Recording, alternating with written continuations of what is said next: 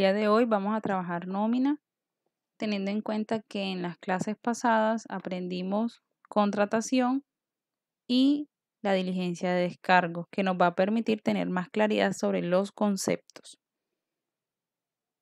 Vamos a iniciar primero con el concepto de nómina. Nómina es la herramienta a través de la cual una empresa puede guardar toda la información que hace parte de los sueldos, los abonos, deducciones, servicios prestados, es decir, de todos los pagos que se hacen dentro de una organización en un tiempo estipulado.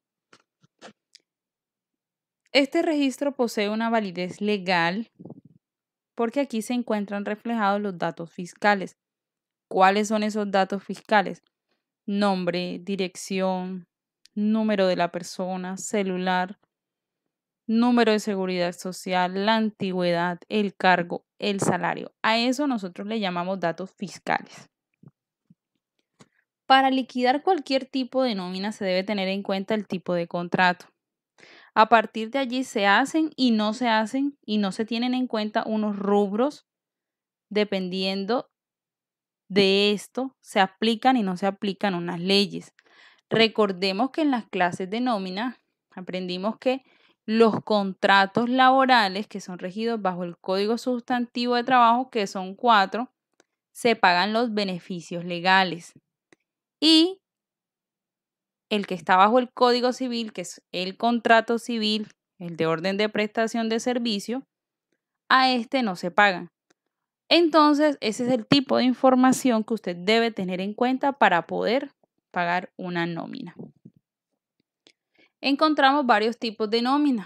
Está dividida en tiempo y clasificación. De tiempo encontramos semanales, quincenales y mensuales. Semanales encontramos dentro de ella aquellas pequeñas empresas como pueden ser las tiendas del barrio, los talleres, panaderías, que no manejan un software de nómina, pero pagan en efectivo semanalmente. Los tiempos quincenales aquí pueden incluir pequeñas empresas y medianas empresas. Inclusive algunas empresas grandes lo hacen, pero solamente para las personas que ganan menos de 2 salarios mínimos. Y el rango mensual, que es el más utilizado, porque hay menos costos de dinero. ¿Cómo así? Cada vez que nosotros hacemos una transacción de pago, adicional a lo que yo le estoy pagando al empleado, yo estoy teniendo una pérdida de dinero. Ejemplo, tengo la empresa Serna y Serna y tengo 100 empleados. Mi nómina total es de 150 millones de pesos. Si yo voy a pagar quincenal, voy a pagar la mitad de esos 150 millones a todos mis empleados. Por cada persona me voy a tener obligada a pagar una transacción al banco, aproximadamente entre 8,000, 10,000 o 15,000 pesos, dependiendo del banco. Si yo pago mensual, yo debo pagar una sola transacción por empleado. Si pago quincenal, me estoy viendo obligada a pagar 2 transacciones por empleados al mes, es decir, más dinero. Por eso las empresas optan por hacer los pagos mensuales. Y el segundo tipo de nómina es el de clasificación, que la tenemos por personal ejecutivo y personal general. Entendiéndose por personal general, coordinadores, auxiliares, asistentes, analistas. Y personal ejecutivo estamos hablando de nóminas altas. El directivo, el gerente, el rector, el presidente. Ahí tenemos una división de la nómina. ¿Qué se debe tener en cuenta para hacer una nómina? En el caso de nosotros, solamente debemos tener claro estas pequeñas fórmulas que están aquí. No es necesario que usted diga, me las tengo que aprenderme de memoria para yo poder ser un excelente psicólogo organizacional. Si usted se las aprende, perfecto. Si no, usted siempre debe tenerlas impresas o pegadas al lado de su agenda, al lado de su computador y tenerla siempre allí para no equivocarse, no confíe mucho en su memoria tampoco. ¿Qué encontramos? Cesantía, intereses de cesantías, primas y vacaciones. ¿Qué es esto? Estos son los beneficios legales que nosotros estábamos aprendiendo en la clase de contratación. Recordemos nuevamente, los beneficios legales solamente se dan a los contratos laborales. ¿Cuáles son esos contratos laborales? Los que son regidos bajo el Código Sustantivo del Trabajo. Aquí tenemos una tabla que es muy clara. Esta tabla se llama riesgos laborables, tabla de reporte obligatorio a la ARL. Ustedes saben que hay 5 niveles de riesgo que están plasmados aquí en esta tabla. Primer riesgo son los financieros, trabajos de oficina, trabajos administrativos, los centros educativos y restaurantes. Riesgo 2, algunos procesos manufactureros, fabricación de tapetes, confecciones, almacenes o algunas labores agrícolas. Riesgo 3, también manufactureros, pero aquí ya la fabricación de colchones, artículos de cuero. El riesgo nivel 4 es la fabricación de aceites, cervezas, vidrios, transporte, vigilancia. Y el último es el manejo de asbesto, arena, los bomberos, manejo de explosivos, construcción y petroleras. Si ustedes se dan cuenta, estos niveles de riesgo van aumentando paulatinamente. Así como aumenta el riesgo, ustedes van a encontrar 3 columnas aquí: valor mínimo, valor inicial y valor máximo. ¿Dónde nos encontramos primeramente? ¿Dónde nos vamos a ubicar de manera inicial? En la tabla que está en la mitad, que dice valor inicial. Si todas las personas que trabajan en su empresa son administrativos, es decir, su trabajo es netamente en un computador, se supone que el riesgo que debe pagar su empresa en ARL es el nivel 1, que son 3.800 o 4.000 pesos por empleado.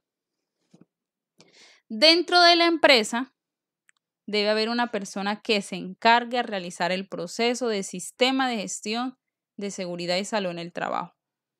Cuando se cumplen todas estas actividades por ley,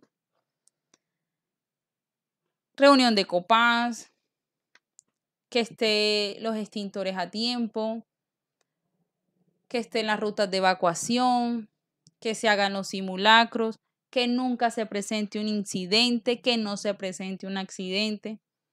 Cuando se realicen todas estas actividades y usted logra evidenciar y demostrarle a la ARL, a la aseguradora de riesgos laborales, que usted lleva 2 años, 3 años sin ningún tipo de incidente o accidente, usted puede solicitar de pagar un valor inicial, trasladarse a pagar un valor mínimo. Es decir, si su empresa paga nivel 1, riesgo 1, valor inicial 0,522, pero lleva 2 años sin presentar ningún tipo de anormalidad, usted le solicita a la ARL que va a pasar el valor mínimo con sus evidencias y va a pagar el 0,348%.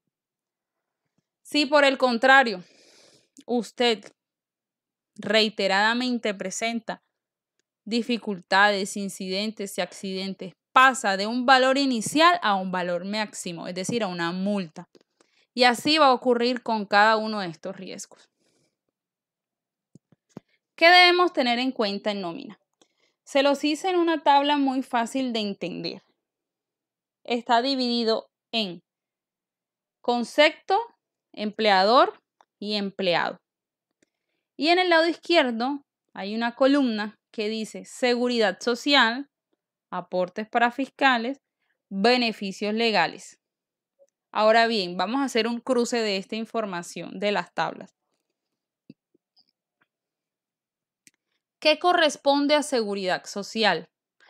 Corresponde la EPS, la pensión y la ARL. Donde dice empleador es lo que paga la empresa. Es decir, En seguridad social, que corresponde a la EPS, la empresa paga el 8,50%. ¿Qué paga el empleado? El 4%. Y así ustedes van a encontrar distribuida la tabla por grupos. Grupo número 1, seguridad social, que comprende salud, pensión y ARL.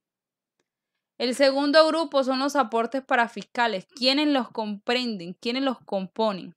La Caja de Compensación Familiar, el Instituto Colombiano del Bienestar Familiar y el SENA, que a su vez la empresa está obligada a pagar estos porcentajes que están allí plasmados. Y los beneficios legales obligatorios, que también reciben el nombre de cargas prestacionales, son los que hemos venido hablando en la clase de contratación. Recordemos nuevamente, ¿quiénes tienen los beneficios legales? Solamente las personas que tienen contrato laboral, es decir, los que se rigen bajo el Código Sustantivo del Trabajo. ¿Cuáles son esos beneficios legales? Cesantía, interés de cesantía, prima de servicios, vacaciones y dotaciones. Dotaciones, no todas las empresas la pagan, eso va a depender de la actividad de la empresa. Ahora bien, usted al final encuentra que la sumatoria de ello da el 56%.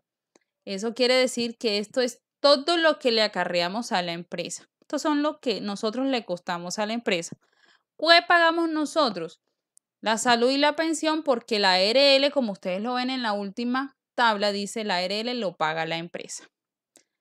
Vamos a hacer un ejercicio para que nos quede claro aquella pregunta de cuánto le cuesta un empleado a la empresa. Vamos a leer atentamente.